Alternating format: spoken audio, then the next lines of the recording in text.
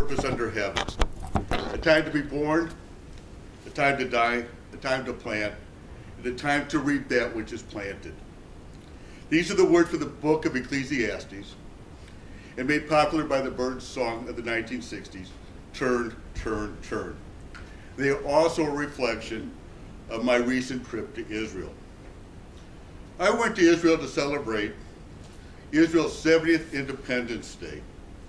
My son Daniel, who was a member of this club for several years, now lives in Tel Aviv and had a free room for me to stay.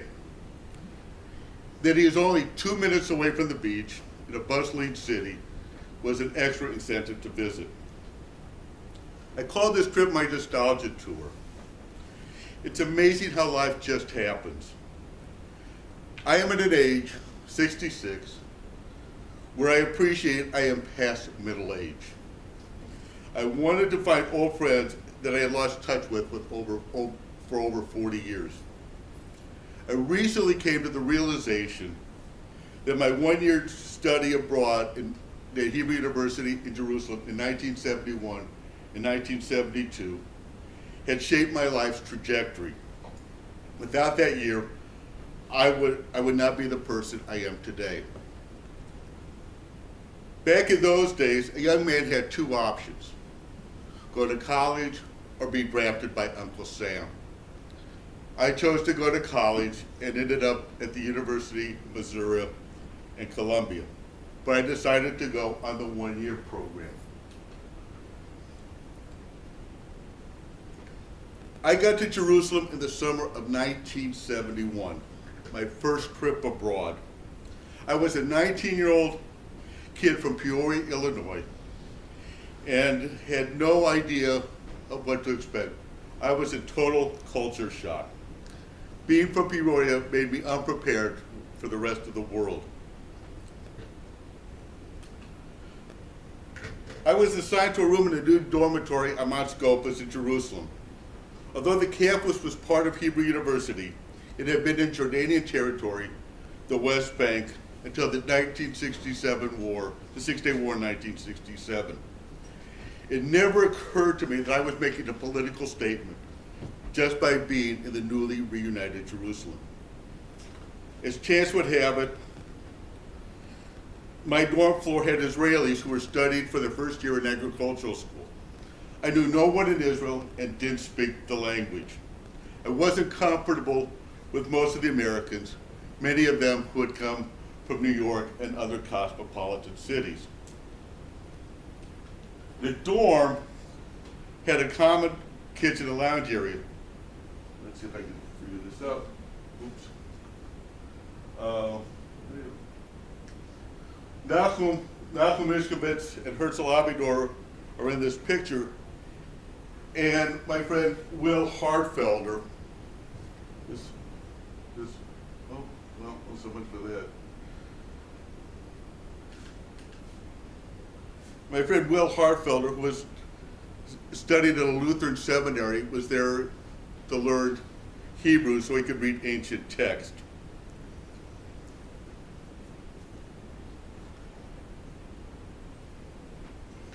My friend, how do I make this full? F5? Function F5. FN and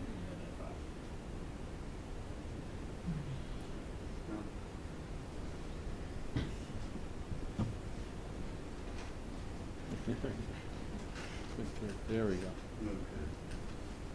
Okay. My friends who were at the university, Nachum and Yair and Herzl, although they were only 2 years older than I was, were far more mature.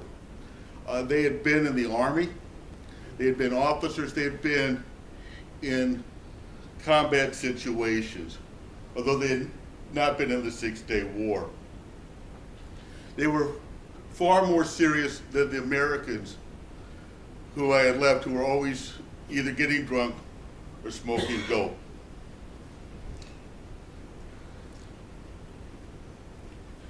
I had a great time on the one-year program. I did an archaeology dig near the Dead Sea.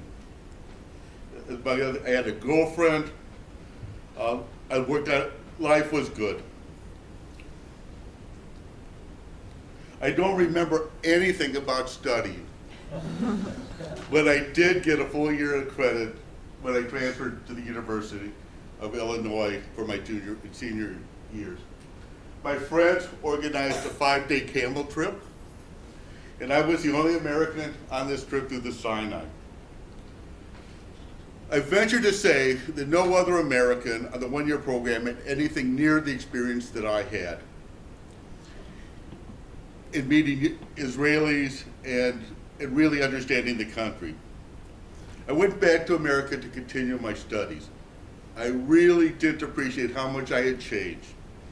Shortly after I got back to the States in 1972, the Munich Olympic massacre happened, where 11 Israeli athletes were murdered in a terrorist attack. It hit close to home.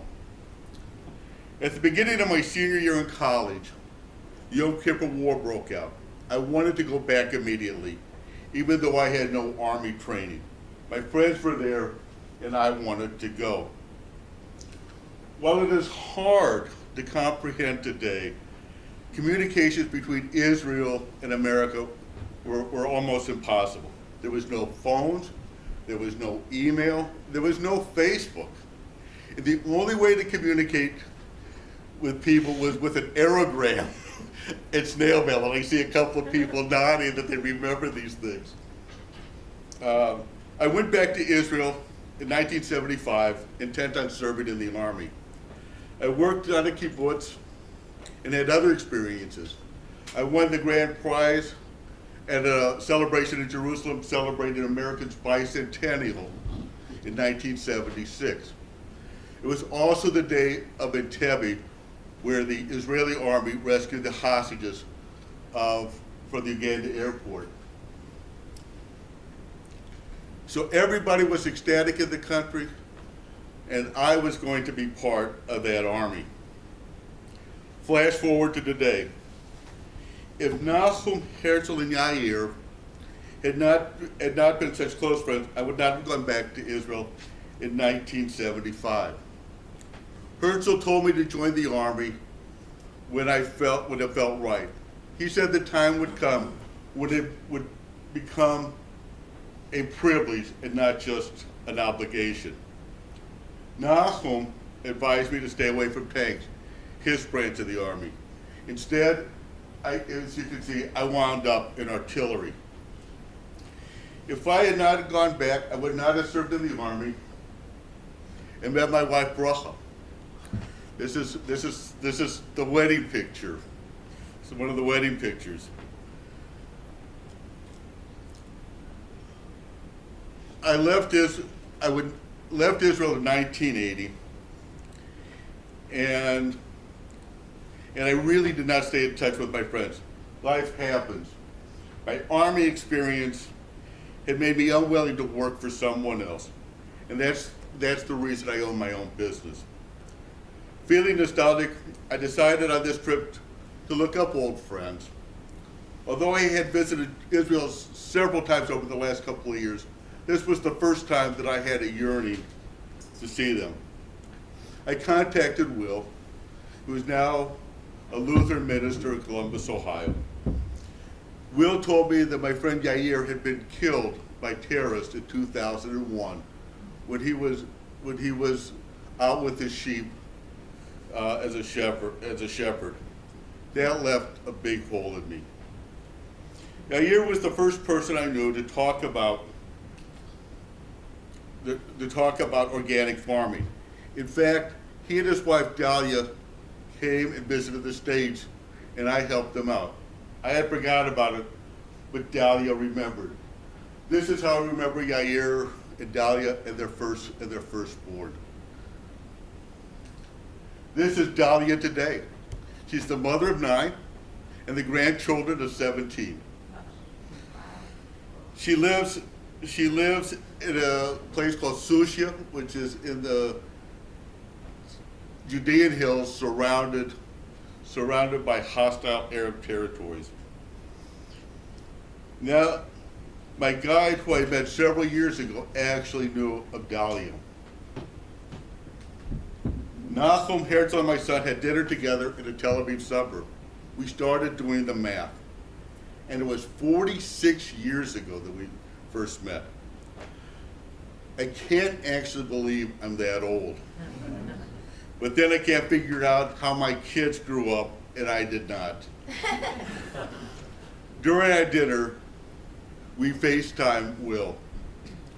Nahum is currently director of the Investment Center in the Ministry of Economy and Industry. He's had a long career in government and even has his own Wikipedia page. He is very busy. Herzl is now retired after working all over the world with the Israeli Department of Agriculture. Both of them have children and grandchildren. At the dinner, the years melted away. It was just like I had never left.